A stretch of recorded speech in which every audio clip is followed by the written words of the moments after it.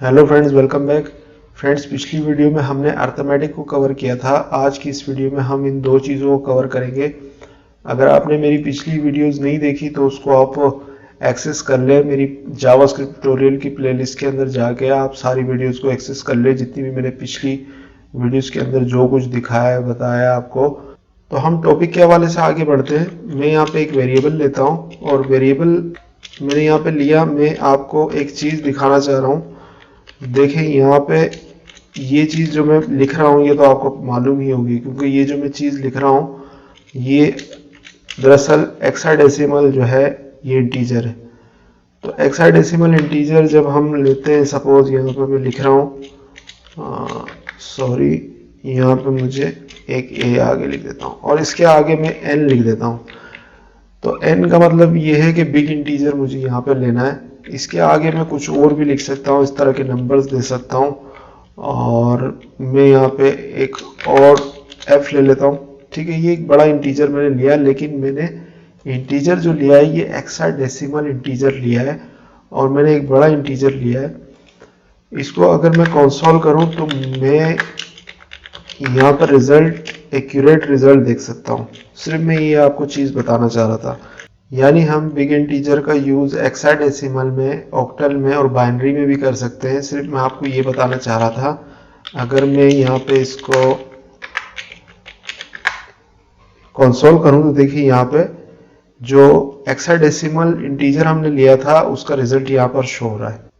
अगर मैं यहाँ से n को ख़त्म करूँ और मैं आगे 2-3 वैल्यू और ले लेता हूँ, तो देखिए अब हम इसको यूज़ नहीं कर सकते। सपोज मैं यहाँ पे n कर दूँ तो ये काम बिल्कुल ओके करेगा। इतना बड़ा इंटीजर भी हम यूज़ कर सकते हैं, इससे भी बड़ा हम इंटीजर यूज़ कर सकते हैं अगर हम चाहे तो। एक और चीज़ है, जैसे मैंने आपको ये बताया कि ऑक्टल भी हम यूज़ कर सकते हैं, बाइनरी भी यूज़ कर सकते हैं। मैं यहाँ पे 0B1111 ये भी लगाऊं तो इतना बड़ा बाइनरी भी हम यूज़ कर सकते हैं। अगर हम आगे n लगाएं तो सिर्फ डेसिमल के लिए नहीं, हम बाइनरी, ऑक्टल और दूसरी जो इंटीजर की वैल्यूज़ है हम ले सकते हैं। यहाँ पे अगर मैं 0 कर दूं और उसके बाद मैं यहाँ पे वैल्यूज़ लेता हूँ, सपोज ये वैल्यूज़ में ले रहा हूँ। ठीक है, सॉरी, मैंने यहाँ पे 0 लेना था। ठीक है, तो ये ऑक्टल वैल्यू में ले रहा हूँ यहाँ पे। तो देखें ये ऑक्टल वैल्यू मैंने यहाँ पे ली और इसका रिजल्ट यहाँ पर आ रहा है। तो हम हेक्साडेसिमल, ऑक्टल और बाइनरी भी यूज़ कर सकते हैं। इस चीज़ को आप जहन में रखिए। अब आते हैं डेट एंड टाइम पे। देखिए डेट एंड टाइम के हवाले से, डेट एंड टाइम बड़ी इंपॉर्टेंट चीज़ है। अगर इसको आप थोड़ा समझना चाहते हैं, मैं एक आपको चीज़ बताता हूँ। सपोज मैं यहाँ पे लिखता हूँ न्यू डेट। ठीक है, न्यू डेट लिखा। ये मेथड न्यू डेट क्या करेगा, ये हमें एक नई डेट देगा। अगर मैं यहाँ पर इसको रन करता हूँ तो मुझे ये एक नई डेट मुझे यहाँ पर देगा। अगर मैं ये चाहता हूँ कि ये जो मुझे नई डेट मिली है इसके अंदर जो ये टाइम है, मैं नहीं चाहता, मैं इस टाइम को नहीं चाहता मैं कि ये आए, तो मैं एक और चीज़ कर सकता हूँ। मैं क्या करूँगा कि ये जो ए है इसके साथ टू डेट स्ट्रिंग, ठीक है, टू डेट स्ट्रिंग का मैं एक मेथड यूज़ करूँगा। ये क्या करेगा, मुझे सिर्फ डेट दिखाएगा, टाइम नहीं दिखाएगा उसके साथ। देखें ये इसको स्ट्रिंग में कन्वर्ट कर देता है और ये सिर्फ दिखाता है वेडनेसडे, मंथ और डे और ईयर दिखाएगा। ठीक है, अब एक और चीज़ मैं आपको दिखाता हूँ। मैं अगर ए के साथ मैं ये लिखूँ कि मैं गेट करता हूँ, गेट के साथ देखिए यहाँ पे बहुत सारे चीज़ें आ रही है। अगर मैं गेट फुल ईयर करूँ तो मुझे जो है करंट डेट का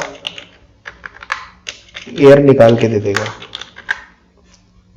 सॉरी, यहाँ पे मुझे फंक्शन यूज़ करना है, मैं ब्रैकेट लगाना भूल गया था। ठीक है, तो यहाँ पर 2020 दिखा रहा है। ठीक है, अगर मैं यहाँ पर लिखूँ गेट डे तो मुझे डे निकाल के दे देगा। ठीक है। अगर मैं यहाँ पर लिखूँ गेट मंथ तो मुझे ये मंथ निकाल के दे देगा। ठीक है, ठीक है। इस तरीके से हम इसका जो है यूज़ कर सकते हैं न्यू डेट का। न्यू डेट के साथ हम गेट मंथ, गेट डे और गेट डेट, हम डेट निकाल सकते हैं। हम डेट अगर निकालना चाहें तो हम यहाँ पे निकाल सकते हैं। देखिए यहाँ पे 24 शो कर रहा है। तो एक और चीज़ है, मैं अगर मिनट निकालना चाहूँ तो मैं मिनट भी निकाल सकता हूँ। गेट मिनट्स, गेट मिनट्स निकाल सकता हूँ कि इस वक्त क्या मिनट हो रहा है।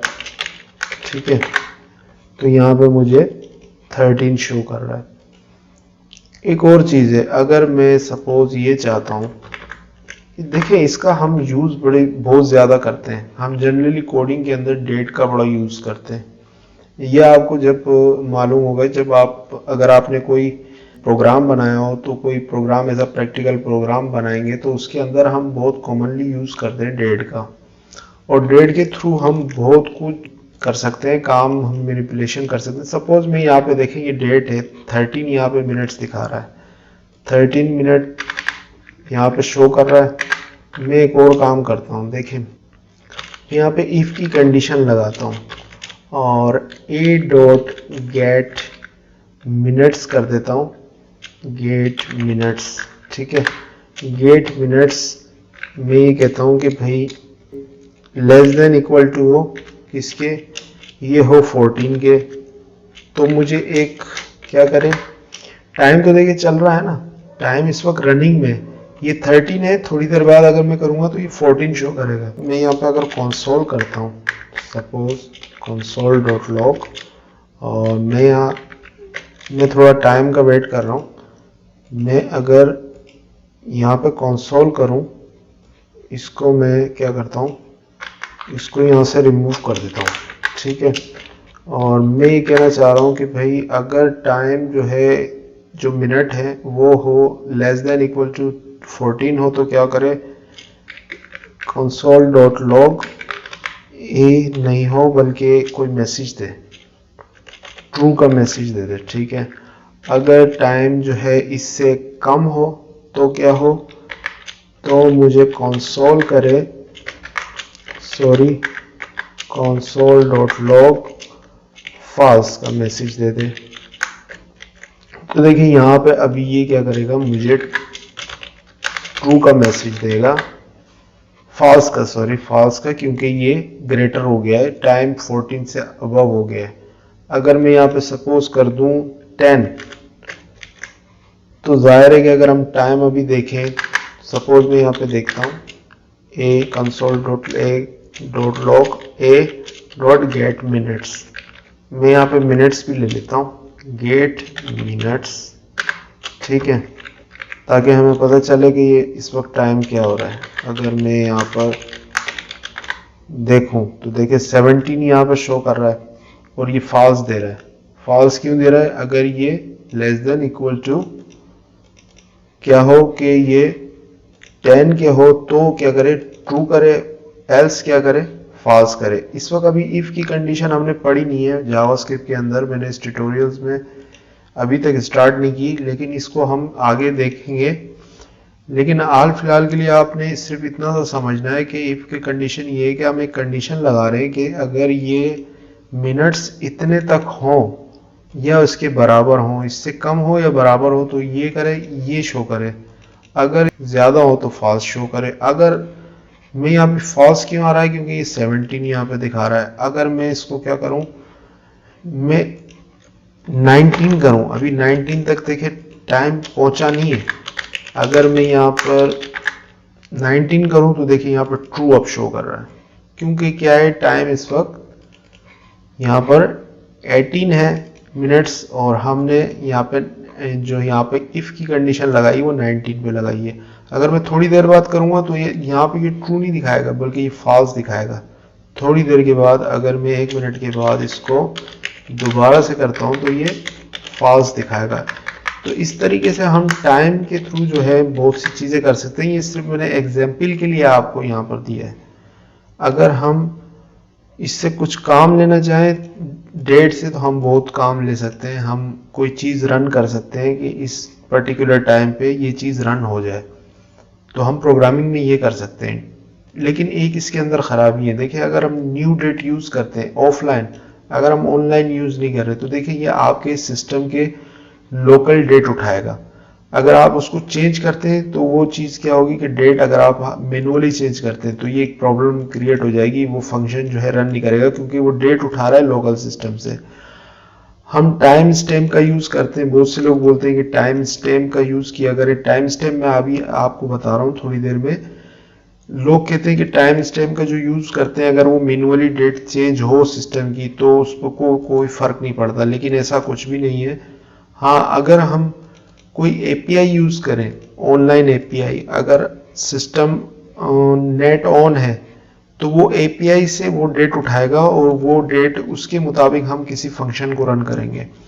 तो एपीआई का यूज़ अगर हम ऑनलाइन कर सकते हैं तो बेहतर है, लेकिन ऑफलाइन का ये है कि ये हमारे लोकल सिस्टम से डेट उठाता है। तो लोकल सिस्टम से डेट अगर आप चेंज करते हैं तो ये सिस्टम में क्या होगा कि ये भी यहाँ पर जो फंक्शन है वो भी, उस पर भी इफेक्ट पड़ेगा। अब देखिए मैंने कुछ टाइम पहले मैंने इसको देखिए रन किया था तो यहाँ पर ये ट्रू दे रहा था, अब देखिए ये फॉल्स देगा क्योंकि मिनट्स जो है वो 20 हो चुके हैं और अब फॉल्स यहाँ पर जो है ये इफ की कंडीशन शो कर रहा है। ठीक है, पहले ये कमांड रन हो, पहले ये कंसोल रन हो रहा था, अब ये कंसोल रन हो रहा है। ठीक है, एक और चीज़ होती है मैं आपको बताना चाह रहा था, मैं कंसोल करता हूँ, console.log और ए कर देता हूँ। ठीक है, देखिए ये तो न्यू डेट मैंने लिखा, न्यू लिखा, और इसको यहाँ पे जो फर्स्ट डेट का डी होता है इसको कैपिटल में लिखना पड़ता है।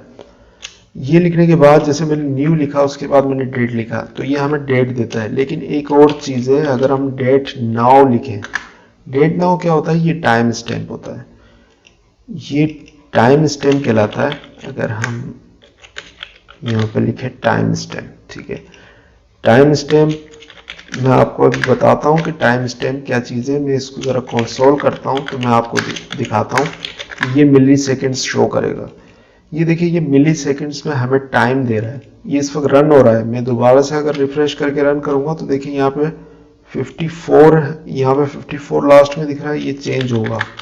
डेट इस वक्त, टाइम जो है इस वक्त चल रहा है, ये हमें टाइम निकाल के देता है। और टाइम कौन सा निकाल के देगा, ये हमें 1 जनवरी 1970 से लेकर जितने भी मिली सेकेंड्स गुजरे हैं ये उन सबको दिखाएगा। यहाँ पे ये जो टाइम्स मिली सेकेंड्स में है ये बिलियंस में, तो ये हमें मिली सेकेंड्स दिखा रहा है।